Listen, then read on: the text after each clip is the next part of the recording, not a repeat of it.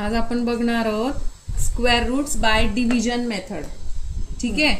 आता छोटे नंबर आपले पार्ट असतात, मोठे नंबरचे स्क्वेअर रूट आपले पार्ट नसतात. तर त्याच्यासाठी आपण काय करणार आहोत, सिंपल डिव्हिजन मेथड मध्ये सॉल्व करणार आहोत.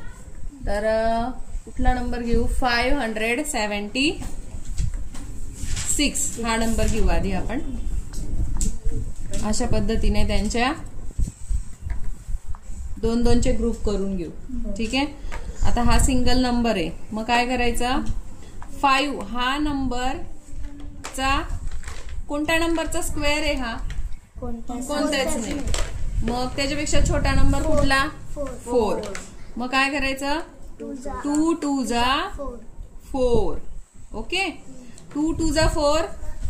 5 - 4 काय येतो, 1. हाच नंबर 2 ऍड करायचा, 2 + 2 4.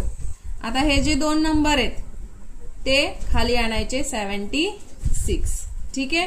इथं एक बॉक्स काढायचा, इथं एक बॉक्स काढायचा.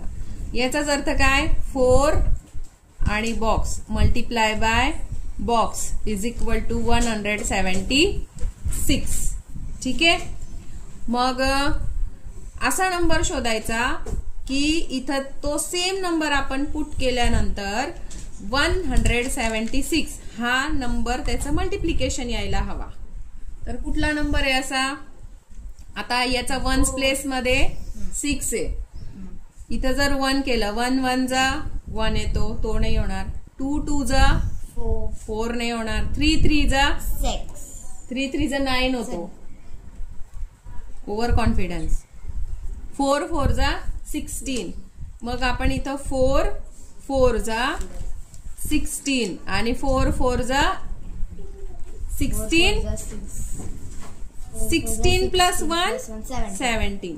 मग काय लिहू आपण, 4 लिहू. इथं 4 लिहायचा, इथं 4 लिहायचा. मग हा नंबर झाला 176